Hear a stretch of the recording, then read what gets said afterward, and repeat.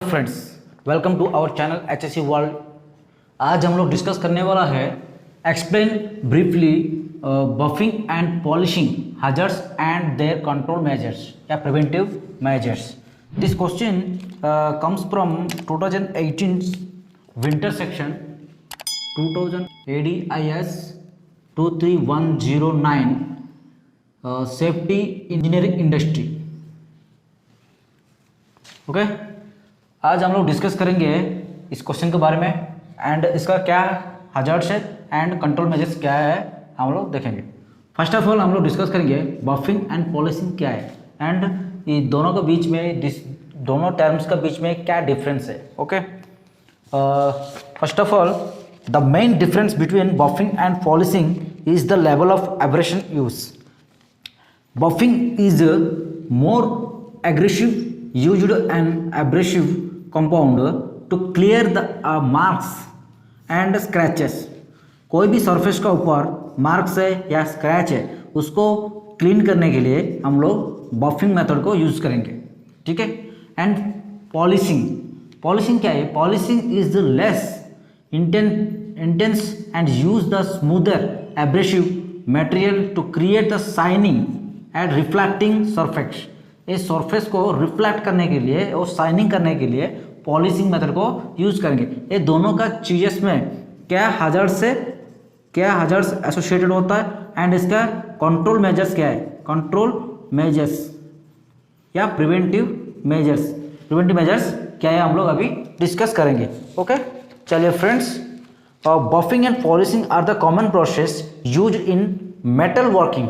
Okay, use in metal working, woodworking and other industries to smooth and refine surface को fine या smooth करने के लिए कोई भी वुडन सरफेस को या मेटल सरफेस को स्क्रैचेस रहता है उस स्क्रैचेस को फाइन करने के लिए या शाइनिंग करने के लिए या रिफ्लेक्शन करने के लिए हम लोग ये दोनों प्रोसेस को यूज करते हैं normally. however these process can also present a number of hazards to workers। This processes में बहुत सारे खतरा रहता है, किसके लिए? वर्कर्स के लिए। Some of the hazards associated with the buffing and polishing includes, क्या क्या हजार्ड्स रहता है?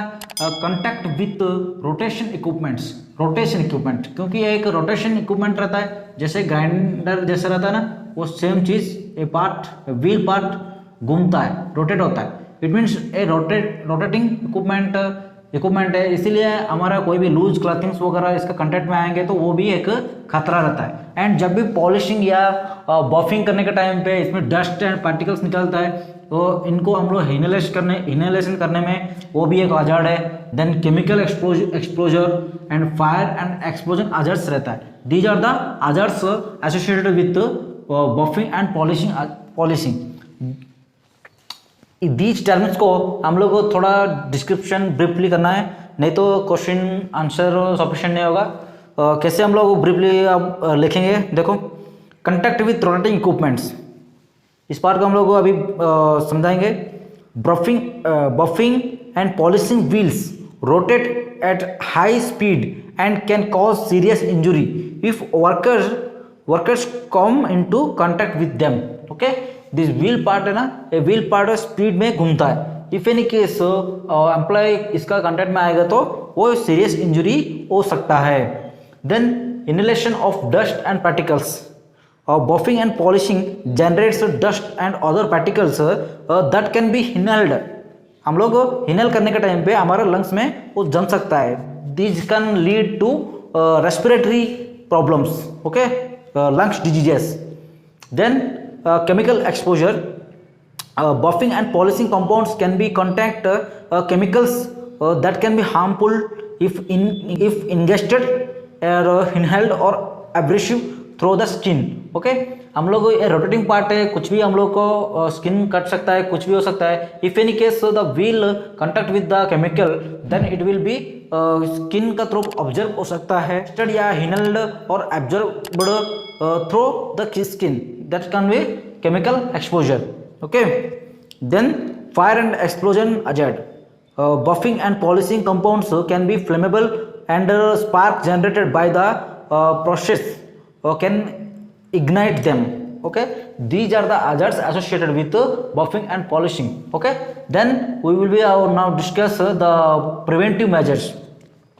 To prevent these hazards, ये hazards को हम लोग prevent करने के लिए क्या precautions appropriate control measures लेना पड़ता है, अभी हम लोग discuss करेंगे.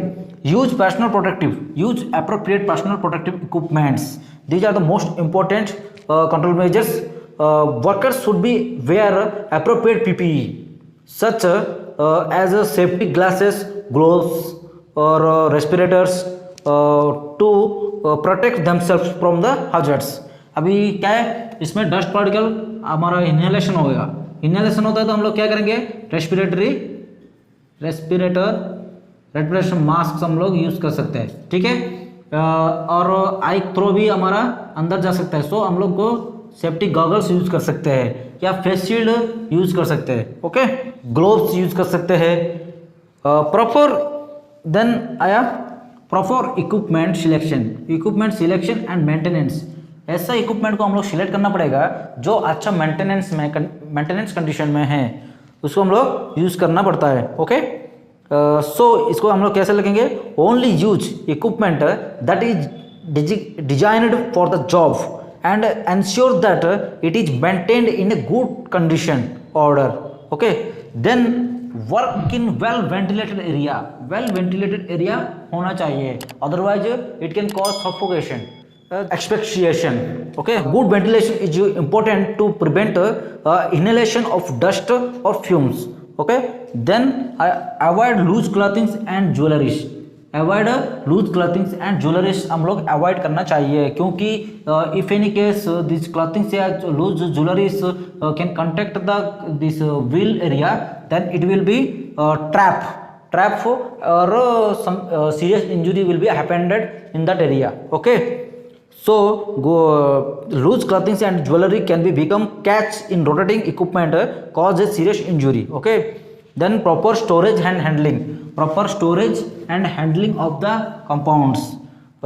This is the most important.